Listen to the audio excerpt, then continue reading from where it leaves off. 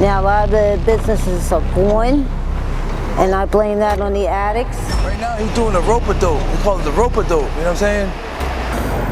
I mean, not much has really changed, honestly. It's just they make people move from spot to spot. That's it.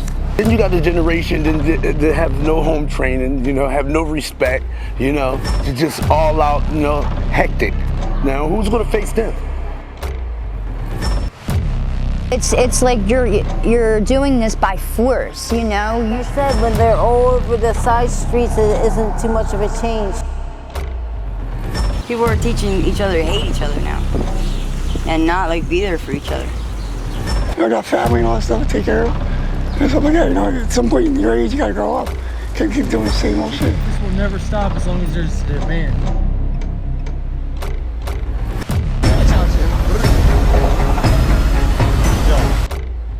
27 days later, I visited Kensington, Philadelphia because I wanted to hear what life was like after the city did its clear out. I'm about to show you a side of Kensington, Philadelphia that the news will never show you. This first interview took place under the L train with Baby Pac. Anyway, right now we under the L.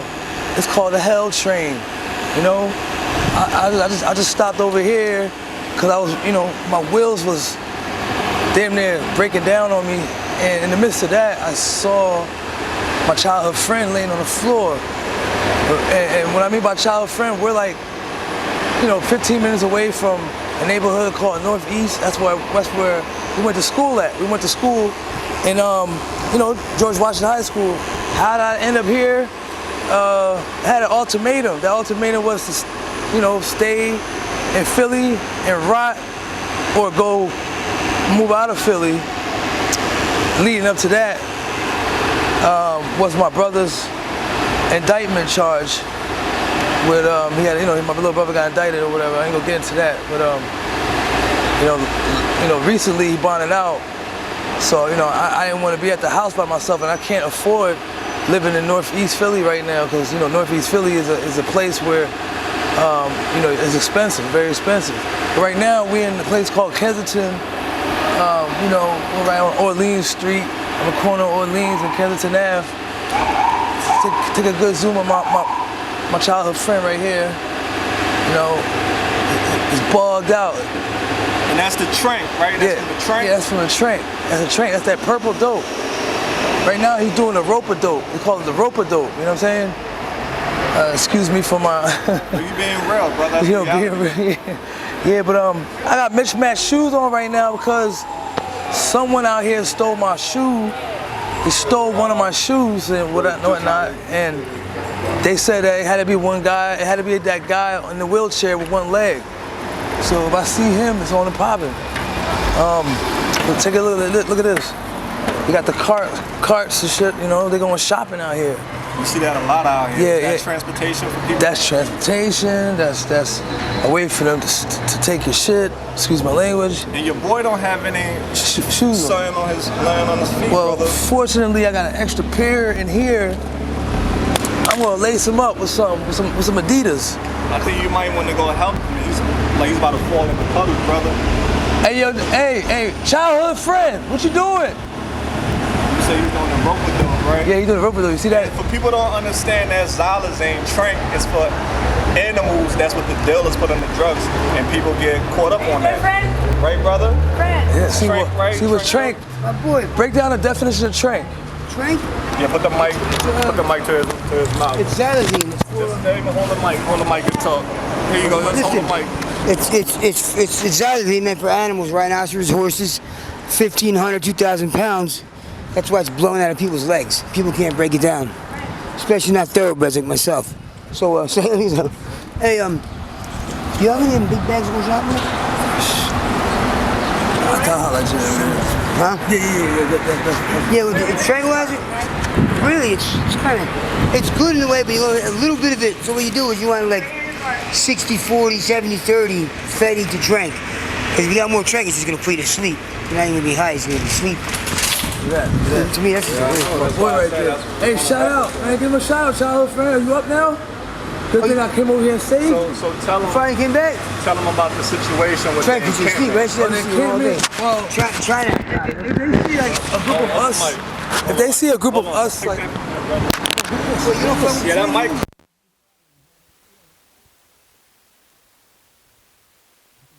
with Vince, you all got drinking. You know? Yeah, so yeah. but anyway. The encampment cleanup, how it's affecting people. Alright, so the encampment, how it starts is like, it'll be like, for example, like me and him will be sitting here. Me and him will be sitting here, and you know, and it will attract more and more. They'll think it's like cool to sit here because now what the cops are doing are pushing people away from the places where they get high at.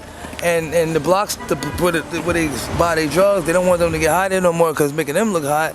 And eventually the feds gonna come and shut the block down. So they find spots like this bando right here. What is a bando? Yeah, it's a bando. No, just because it's a bando means people living there. This show, yeah, you know what I'm saying? And they feel comfortable sitting here. But in reality, the gangsters gonna come soon and tell us to get the out of here, you know what I'm saying? Gangsters? Yeah, the gangsters, then they watching. You know? What you mean the gangsters? In this little mom and pop shop. Oh, okay, they be running the block. Yeah. But I ain't gonna get into that, you know what I mean? Yeah, see, man. like something simple like that. Something simple like that, somebody walk by and swipe your shit. Right. You know what I'm saying? You gotta pay attention, man. Like I said, I got an ultimatum. I could actually go to Florida and live on 2 acres with my grandma. My grandma got 2 acres out there, and or you know, I got my house keys, yeah, but I haven't been home in a month because I feel more loved here because like the food is there. People, it's like when people stop and ask questions like the old head did just now, it makes you feel like you want to like. People need things all the time, every day, so you become, you know, adapted to that, to getting that type of attention. Some people don't get that type of attention at home, so they come to Kensington and get all the attention. So, no, that's what it is. And you know, I cry sometimes, you know, cause I think about my mom and whatnot. My mom's alive, and you know, I feel like I'm a scumbag sometimes. You know, like damn, I should just left for my mom when she came to come see me the other day. So, you know, that's why I haven't been home, because I feel some type of, like they got some type of resentment against that. And I did my brother dirty because he came through one day on the block and saw me out here and told me to get in the car, and I didn't. Just disappeared. So what are you struggling out here with? Methamphetamine. I mean, you know we'll never judge you, brother. We're not here to judge you. We're just trying to understand. Because this can happen to anyone, brother. I see you're a nice looking guy. I know something happened in your life that sent you down the road. You didn't just wake up one day and say you want to be out here. No, my brother, you know, it's like I keep this pride over my shoulder. Like around my way where I live at, Northeast, like my brother's like the king, and I'm like the one that's trying to fix the castle, and it's like no one, like they don't like my mom and my dad not in the house no more. It's just me and my little brother and his raunchy ass girlfriend, you know. So I feel uncomfortable being there. So I come here to be closer to something that supposedly makes me happy. And it don't, you know, it don't. It just brings me scattered. It just make me feel scatterbrained like this. Like all this right here, you see? Shit, Charles, it's all scattered. Scatterbrain, that's what the drug do to me. Scatterbrain? Yeah. Not homeless, but it's like I'm forcing myself to be homeless, you know, in a way. But then again, it's like we all humans, and we get, you know, what I would say is that we get used to living a certain way. It takes 2 weeks to get used to doing something. So it took me a month to get used to this. So now when the drug dealers see me, that new, like all the...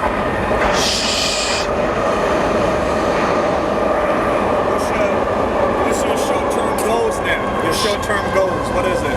My short-term goal is to stop doing this nut-ass drug. Hey, yo, you got my lighter, bro? Alright, so yeah, we're gonna go to the store after this. So yeah, let's wrap things up. We're gonna wrap things up, alright, brother? What message would you like to send to all those who judge people who are struggling with addiction? What message do you Stop judging, because this could be your brother, your sister, your auntie, your daughter, your loved one. Like I said, my loved one left me, and that made it worse because, like I said, I need love, and so yeah, the methamphetamine is a sex drug, and once that love went away, I came here to try to look for love. You know what I'm saying? But it's not there. You got love, lust, and enemies, and the demons out here ready to kill you. We met a resident from Kensington named Maggie. Now, I'm doing this documentary because the cleanup happened recently and I was out here, and I just want to talk to the residents. First off, how long have you been living in Kensington? Total about 28 years. Can you tell us what was it like back then? A lot different than what it is now. You never saw the people all over the sidewalks, needle on the ground, human crap on the ground. The smell, smells like pee all the time. Now, for the years that you've been living down here, tell us your experience with Kensington, the good and the bad. Well, the good used to be the stores you would have along Kensington Avenue. You can go, if you needed something, you can go over to Kensington Avenue. You didn't have to go all the way down Aramingo Ave. Now, a lot of the businesses are gone, and I blame that on the addicts and the city not doing nothing. Mm-hmm. Recently, the city came out and they did a clear out. What do you think about that? I don't think it did any good because they went all down the side streets. You can go down Allegheny Ave, you can go down Roar Street, you can go down Hilton Street. They're still down Hilton Street. They cleaned out the Kensington Avenue itself, but they did not do the Hilton Street and the other streets around. They're still camping anywhere they can. Right. So now, how has that impacted your life? You have to watch where you walk, for one thing. If you don't step on a needle or what the hell? And you have to watch out for needles, and you have to watch out for addicts falling all over the place. They're doing the weevil wobble. 2 years ago, my husband was almost robbed by somebody with a gun. Is your husband still with you? Yeah, and he's sleeping right now. God bless him. God bless him. Right. Have anything horrible happened to you for the years you've been living down here? That was the most horrible thing, because I'm still trying to wrap my head around that, even though it's been about 2 years since that. Because it just brought home that this neighborhood has changed so much from what it used to be. Now, have you noticed any positive changes in the neighborhood since the cleanup? Any improvements? I see some improvement, but like I said, when they're all over the side streets, it isn't too much of a change.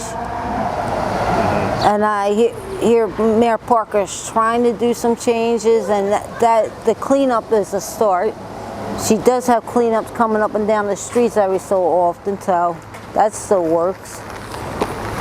How do you maintain your safety and security in this area? You have to watch where you walk. You have to go out. You can't go out after certain times. Like, I wouldn't go on Kensington Avenue after dark. That's one thing. And if you go anywhere that's a long distance down Kensington, you should have somebody with you. How can this neighborhood be improved for everyone's benefit? Well, I think the one thing is that you have to have some place for the addicts to go where they can recover. The only problem with that is they have to want to recover.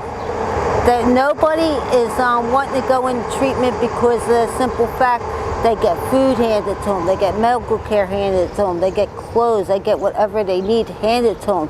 So it's not like, well, I have to get clean so I can live. And you don't sit. None of them has no motivation to get clean. Every addict that you ever talk to or you listen to talk says that I had to hit rock bottom before I got clean. And sometimes it took them more than once to hit rock bottom. We're almost done, Jamal. What advice would you give to someone new that's moving into the neighborhood?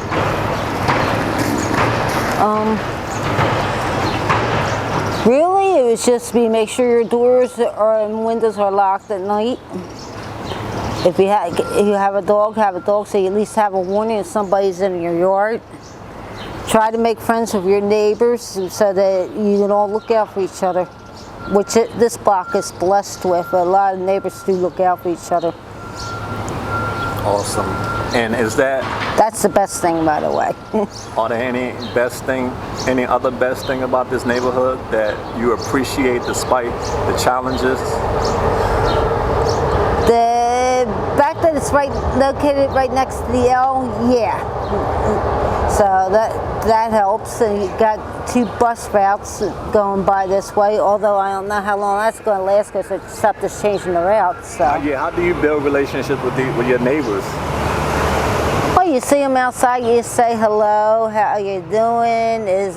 That's a nice outfit, your hair looks great, stuff like that. If you see somebody new on the block, like renting or whatnot, you let them know when trash days are, and it's nice to see you here and all that. All right, so dear, when you look at the world today, what type of change would you like to see happen? Where people actually cared about human life. I would like to see that come back into play. Okay. Well, dear, thank you so much. We met Chrissy, woman in a wheelchair, who's afraid to go to the hospital because she doesn't want to be dope sick. I see you're in a wheelchair, dear. I'm so sorry you're in this situation. Tell us what led you to being in a wheelchair. I actually was clean when I ended up with this. I was wearing, dude, it sounds so stupid, I hate telling this story. I hate it. People need to learn from it. Yeah, well, I mean, there's nothing to learn from with this, but I was wearing a pair of socks and it cut my circulation off. And I guess where I was staying was dirty and it led to like the abscesses. I mean, I was doing like meth here and there. So I don't know if that helped, but yeah, so then the pain just led to me, because I was 7 months clean, so that triggered you into yeah. using it. Why illicit drugs though? Why you couldn't use the drugs that was in the hospital? Because I haven't gone to the hospital. And what's the reason that you're not going to the hospital? Now? Because I don't want to be sick. How painful is this from a 1 to 10? A 9. And when you use the trank, that takes away the pain? Yeah. What is it like when it's unwrapped? Can you see like the meat and everything? You can see the bone. Oh my God, love. Yeah. If you don't go ASAP, you're gonna lose your leg. You know that, right? Yeah. Do you want that to happen? No. Yeah. Now, I want to ask you about the encampment. Were you out here when they was getting clearing this whole place out? Yeah. Tell me your take on that, and what has you noticed have changed since they have done all that? I mean, not much has really changed, honestly. It's just they make people move from spot to spot. That's it. Because people will stay in one spot and then the cops will come and they'll move to another one. Have they That's really it. Okay, have they offered you any help during this whole time? They have. What type of help do they offer you? Like rehab, that's about it. But if you say no, they just go on to the next person. They don't really care, honestly. So what do you think gonna help with the situation out here? What do you think? What do you think gonna help people out here? Or help you? I don't know. Yeah, we're looking for solution for this situation. I know. I really don't even know. You don't know. You'd have to like think about it too. Do you have any message for your family and friends if they see this video? I mean, I hope they don't see this video. Well, if they see it, they have no right to judge you. Just pray for you, all right? Yeah. Next, we interview Vaughn, who struggled with drug addiction.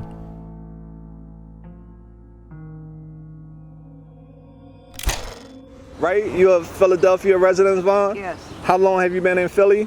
5 years. 5 years. And what do you think about Philly, Vaughn? I just think that there's no help here anymore for anybody.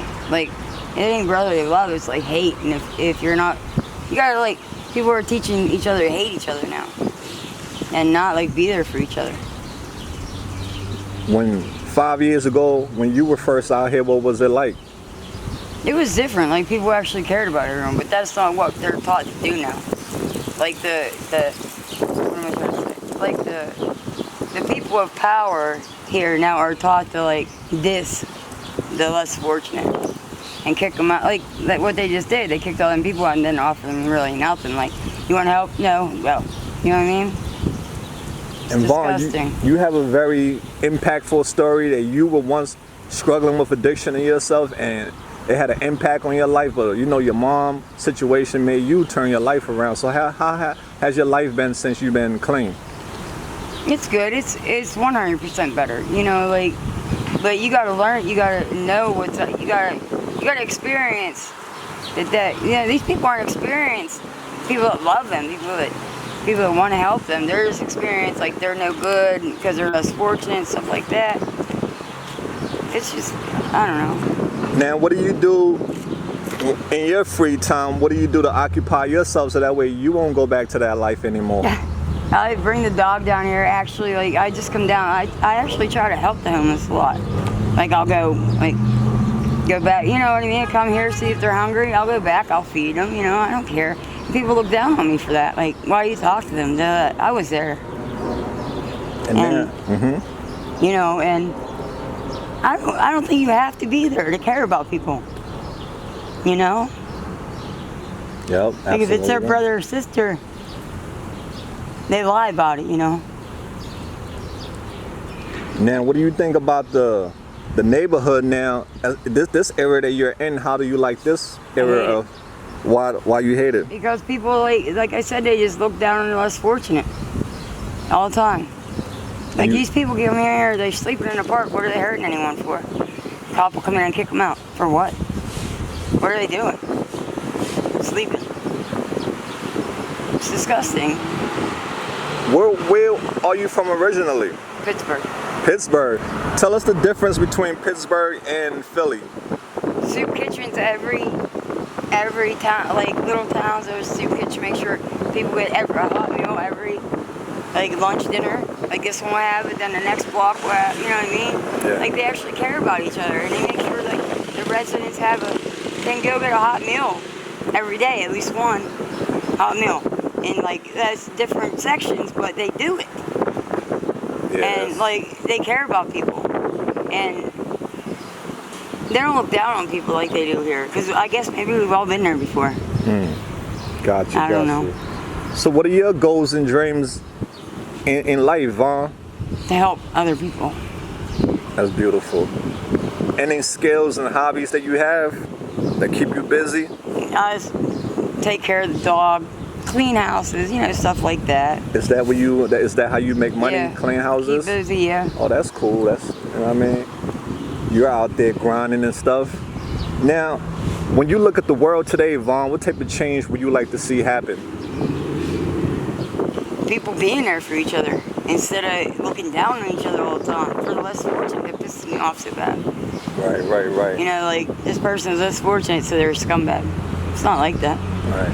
It's really not like that. So what do you think is, from your perspective, what do you think gonna help our brothers and sisters who are struggling with drug addiction? I mean, you gotta be there 100. You can't just be there sometimes. You know what I mean? You gotta be there 100. Like, you come out here, you give them people, you're there all the time for them people. In 5 years. They need that. Someone, like, more their view. They need that. And then we share their stories so that way people can know what let them down the road. Yeah, and then people see people like me that the sober life is good. They see that, and maybe they'll want to join this brotherhood. I don't know. What message would you like to send to everyone who are in recovery? Just keep it up. Keep it up and try to be there for each other. Be there for the addicts. Remember you were there one time. Remember that was you. Don't look down on the people that's there today. Try to, just put your hand out and help them. Just let them know. Give me your phone number. Call me if you need me. Kicking them out of the park, man. If they need to sleep or leave them sleep. Because, how about them people, know, they're so tired they fall off the subway and onto the track and die. But, you know what I mean? They're so tired because they're leaning there. So they're not allowed to sleep in the park. Come on. Right. When you are alone by yourself, what are some things that go through your mind, Vaughn? No, Mom. Your mom? That's all she has. What about your dad? Oh, he's still living.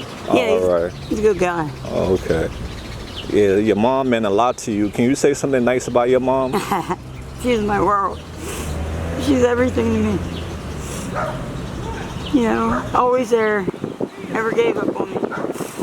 Are you the only child? No, there's 8 of us. Are you what position you play? You the youngest, the middle, the old? The second to the youngest. Okay. Yeah. So are you and your other siblings connected? Y'all? Oh yeah, we're close. That's good. But the one thing, my mom never gave up on me, you know? That's beautiful, right? You need people like that. Tough love, don't get it wrong. There was some tough love, you know? But the tough love was, she let me sleep in this park, you know? May her soul rest in peace. Yes. People that have look down on the people that don't. They gotta understand, like, you have because other people get it, you know what I mean? Other people was there and helped you out. Like, what, you're just kicking people in the face that are less fortunate. And not all less fortunate people are out there to hurt you, or, you know what I mean? Mm-hmm. But if you get hungry, what are you gonna do? Ask yourself that question. If you get hungry, what are you gonna do? Because it's not a good feeling. Do you plan on moving out of Philly any of these days? ASAP. Where you going? Pittsburgh. Pittsburgh, okay. Yeah, I can't stand this area. All right. It's sickening. Like I said, you kick people out of the park for sleeping. That's bad. That's ignorant.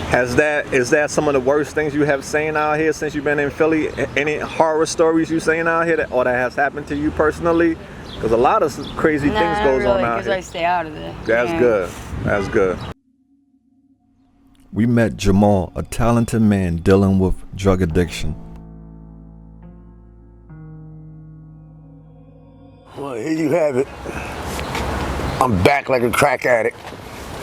You know, it's me, JP, KMMK, you know, here representing Philly most finest. I got an input and output on things. When I'm in the inside, I'm looking out, and sometimes I'm able to, you know, be blessed by special people in my life that had me on a box, had me jump out the box and look inside. So, therefore, I feel as though sometimes I'm a special guy when I wake up. Sometimes I feel I'm not. But we can all sum this thing up as, you know, the pandemic is no longer here. It's all a crisis within yourself. It's about the people, the places, and things we doing. You know, remember the old saying, people, places, and things. You know, if you got good people around you, then you're going to be a good person. You know, if you're going to them good places where Amazing Grace is there and smiley faces is there, then that's the place where you should go. You know, the things that we should do is positivity things that we should do. You know, to let the seeds see that we are adults showing and implementing positivity, you know. But, you know, then you got the generation that have no home training, you know, have no respect, you know, just all out, you know, hectic.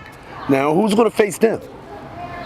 You know, it's going to be a chosen few of people who's going to have to, defeat these individuals with pure good. They got to come to them with pure good because you're dealing with sheer pure evil, you know. So here in Kensington, you can be live doing your thing, or you could be inside doing your thing. It's all going to come out in the wash. You know, somebody's going to expose you. You're going to be exposed no matter what you do. You can be hiding, ducking, bending down, touching your 10 toes. It don't matter. You know, all we know is that if we come together, forming a heartbeat, you know, so these authorities can see that, oh, we love our city, we love our neighborhood, you know what I mean? We love the place that we call Kensington. Then we can maybe get some, you know, some funding or something, you know what I mean? Put some more parks in this place, put some more swimming pools in this place, you know what I'm saying? Put some more places for the kids. 'Cause back in the day, we had stuff like that. We had bowling things for the kids. We had, you know, ball tournaments for the kids, baseball tournaments for the kids, you know. We had escapades where buses would come up. We all jump on the bus. We go to Great Adventures, Donny Park, Wildwood Kingdom. Where's the love? You know? So what I'm saying is, these blocks, it's beautiful, and they got block captains on them or whatever. We should all come together, you know? So we could stop, you know, the drug thing as far as being invaded with drugs in 2025. Oh, here comes the new epidemic of the drug lords. No, we're gonna stop that. You know? Enough of them getting our money, all right? Because when you hungry and starving, dead beat, wake up, ain't got nothing to do, ain't got nowhere to go, opening the door for somebody pumping their gas, you can't go to them for no meal. You can't go to them for no meal. They're gonna be like, yo, I got it, what you need? Huh, what you need, how many you want? You know, it's a punch in the face, a smack in the face. So that's how I feel about it, you know? The talent that's in Kensington, we should gather them up. Gather the talents up, let's have a talent show. All these kids on these bikes and these motorbikes and these four-wheelers and stuff. Let's make something out of that. Some car crashes come and kids lose lives. You know, it's a lot of talent in Philadelphia. Always been. And I don't care how old I get, one day I'm going to expose the talent that God gave me. And maybe I can jump in the crowd, you know, and get some people to roar, because it's hard to get a soul clap in Philadelphia. We the worst critics in the whole United States of America. I feel as though it's very hard to get a soul clap in Philly. And then once you do, you jump off like Meek Mill did. You jump off like Kevin Hart did. You jump off like Will Smith did. You know, so I just want to congratulate to all of the brothers that's out there filming people that got something to say. You know, the brothers that's out there that's really putting their foot forward. You know, they blood, sweat, and tears in this thing, y'all. Because they don't have to. They don't have to do it. And God bless America. And God bless Kensington. Next, we interview Lala, woman dealing with addiction.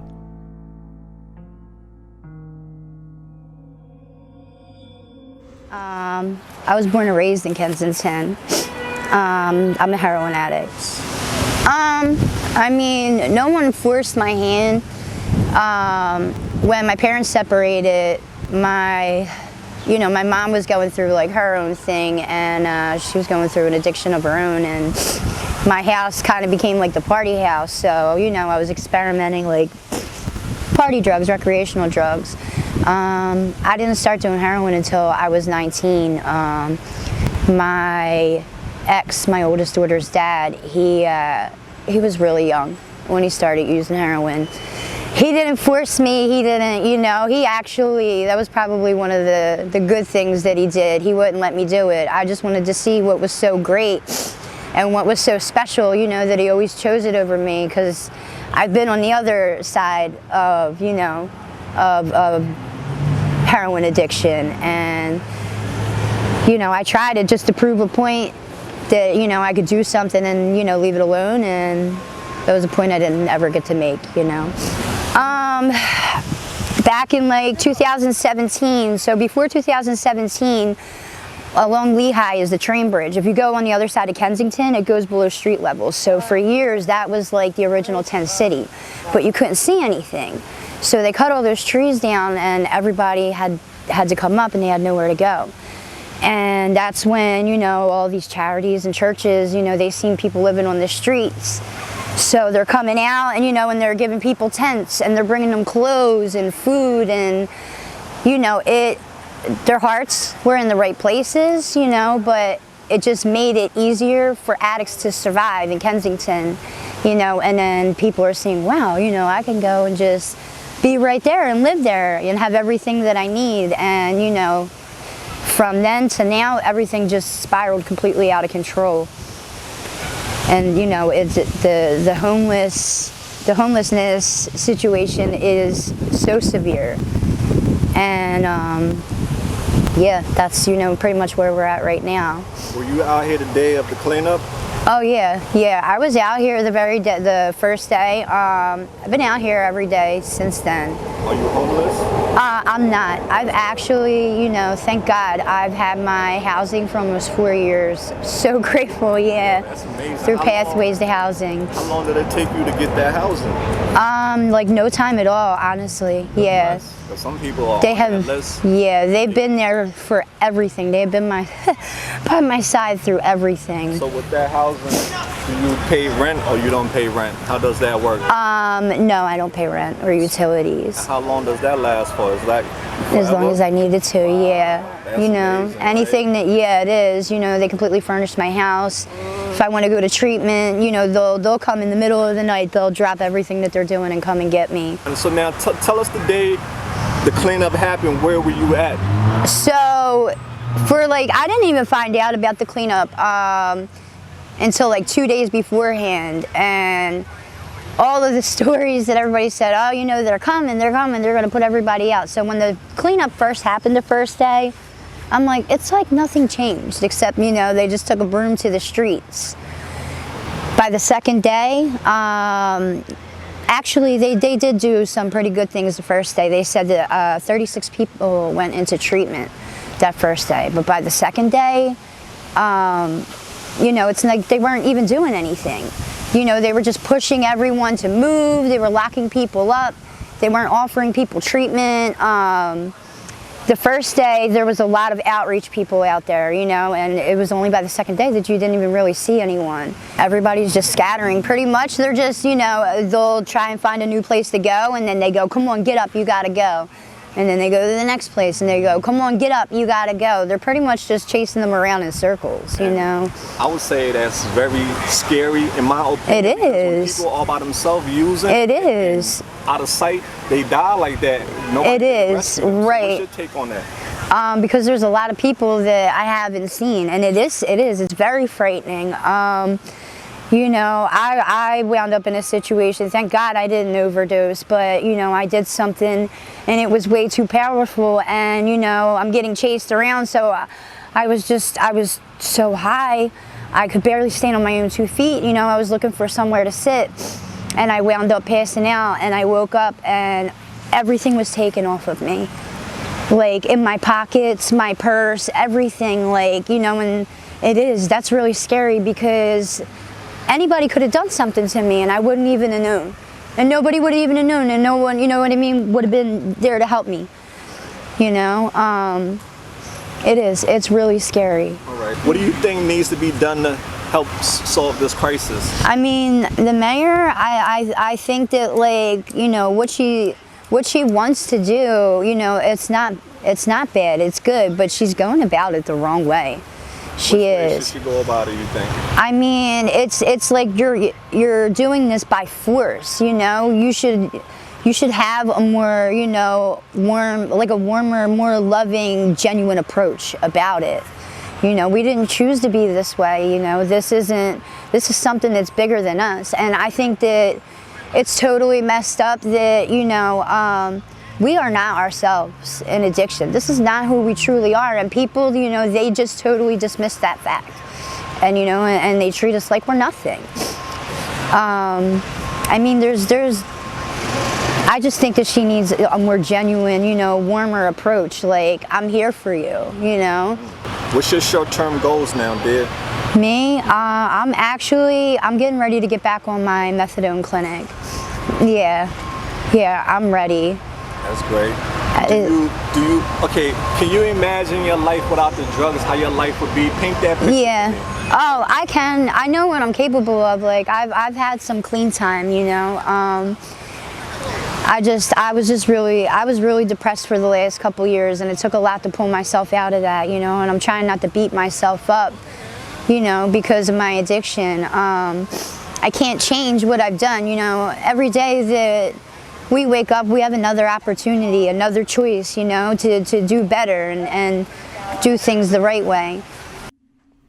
Finally, we meet George, a black captain, another resident of Kensington, who was introduced to me by Jamal. I love Kensington's great. I mean, I moved back here 2 years ago when Dad died, tried to make a difference and help people out, and I ran into Jamal. And, you know, it's good to Kensington's not bad. You know, you're good people in Kensington, work hard. every day, you know. Have you heard about the situation as far as like the encampment clear out that happened recently? What's your take on that? Well, my thing is that here's the problem. The city let this shit go so long that now they're trying to push people out, which, you know, every day people make mistakes. Now, I worked for a company during COVID, UHS, that fucked up during COVID. Now, big business, right? That's what I'm against. Against the good people, because again, no matter who you are, yeah, zero, I'm dead broke, no one even happy, person alive, unemployed, right? And life's good. I mean, life's good. We have a great time. I'm saying people think they're better. Nobody's better than nobody in Kensington. Right. No matter who you are. Now, have you struggled with any addiction personally yourself? No. 14 years old, my mom decided she had to leave my dad because he was a degenerate gambler. So I started working at 14, worked at Jamal's Deli, called CZ Deli, up in Ontario. I worked all my life. I still work every day hard. What happened to your voice? I'm just curious. It's from chemical. I used to clean hoods. So it goes in and out all the time. Oh, okay, all right, got you. So man, now you live in an environment where there's a lot of drugs and there's a lot of violence. How do you stay safe out here? Basically, I hang out with good people. That's trouble. I'm not a troublemaker. Like, you know, I got family and all that stuff to take care of. And stuff like that. You know, at some point in your age, you gotta grow up. Can't keep doing the same old shit. But, you know, not against drug dealers, but, you know, you must sell drugs. But eventually you're gonna get caught up. Every dog has its day, you know? Now, have you noticed like the addicts coming in your neighborhood and vandalizing things and making a mess? Have you experienced any? No, not really. I mean, some are like, when you see when you got to push them off because, you know, we have kids on the street and, you know, people don't like that. Now, so I try to do the best I can. Do you see yourself living outside of Philadelphia one of these days? You want to move? Yeah. Where you moving to? Not sure yet. Not sure yet. Now, for anybody who wants to come to Philly, Kensington, what are the do's and don'ts that you would tell them? Well, the do's is, you know, they come to Kensington, come for reasons. Don't come down here to look for get your drugs and shit like that. And think, you know, and then you get caught up down there and stay down there. A lot of people do that. Like if you know, like it's the thing. If you're doing dope, you know, what's wrong with the dope where you're doing that? Kensington's not a bad place to live. I mean, you look at like you had good people like Eddie Alvarez. He's a MMA wrestler. Danny Garcia. You got Kevin Hart. You got all these people from Philly. All these big time celebrities. They don't even donate back to help out their city. You know. You look at no offense to Mr. McMills. You know, he's a rapper, but you know, I think Eminem's the best rapper in my opinion. You said Meek Mill's the best rapper? No, Eminem. Eminem. Like Eminem. Okay, all right. Eminem got. I like all rappers like Brick Olsen. I'm saying. What about you? What do you do like as far as hobby? Any skill talents you have? I listen to rap music. You listen to rap music?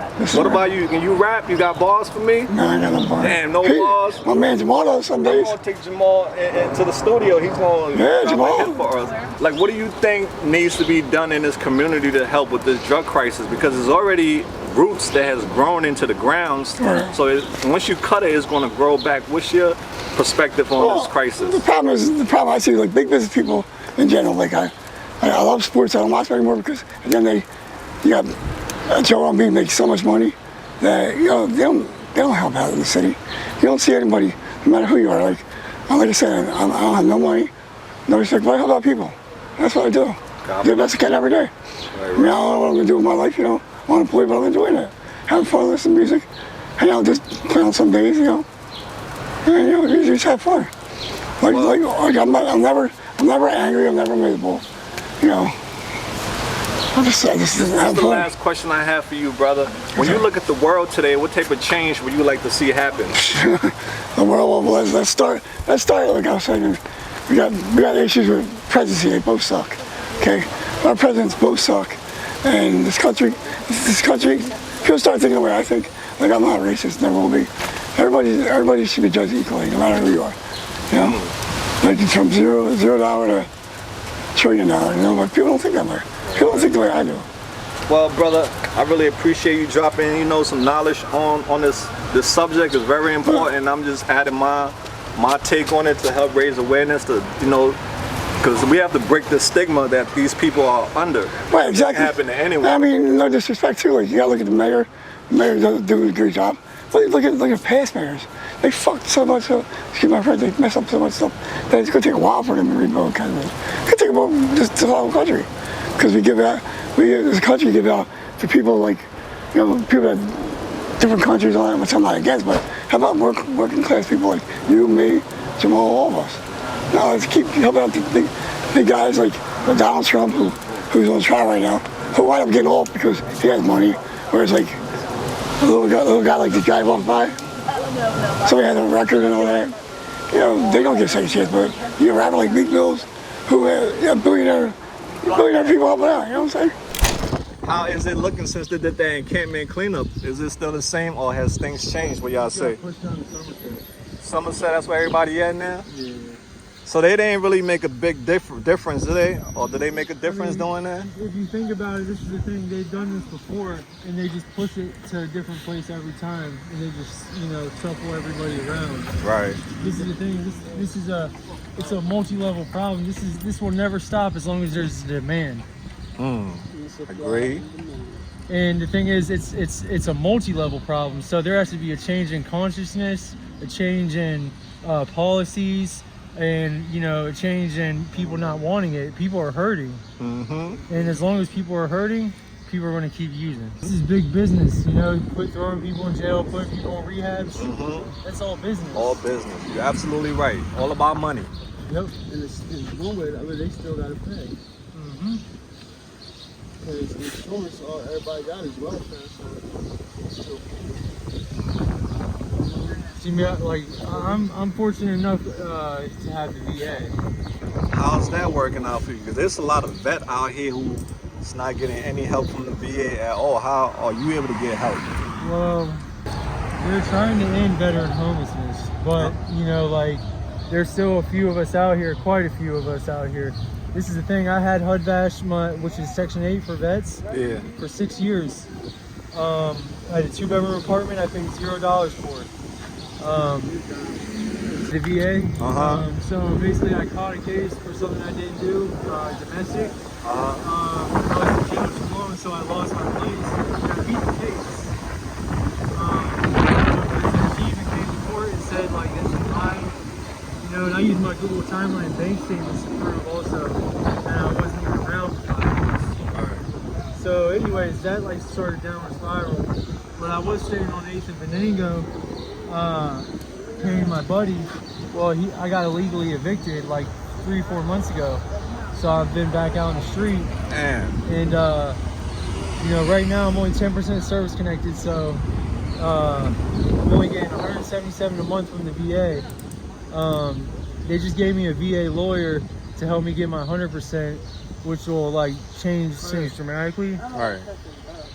I pray y'all situation turn around. All right, thank you. I appreciate that. Yeah, you look good, brother. My boy hooked you up. Okay, partner, you looking sharp. All right. Oh yeah, you didn't put that joint on you? No. Let's see how my boy look. He got the fresh cut.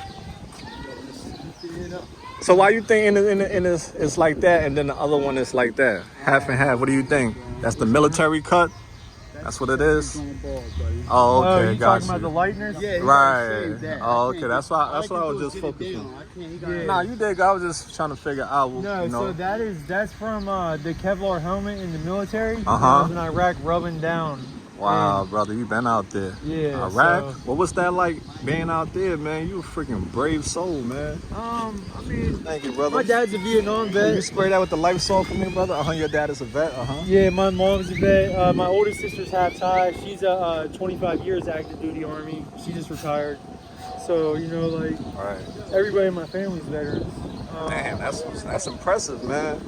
And did you get involved with drugs because of the army? Is that part of your trauma? Well, yeah, yes and no. Like, I was also abused as a child by my mother's 0 to 5. It's a mental age for human development of the mind. I'll never technically be right, like with the PTSD. They say I have complex PTSD. I sleep maybe 4 hours every 2 nights. You know, Sorry, like, man. and the thing is, like I said, you know, it's a multi-level problem. As long as people are hurting, they're going to keep using. Right. But I still have quality of life. Right. Okay. I still put, you know, Thank you, food, brother. shelter. Thank you very much. Yeah, we about to go.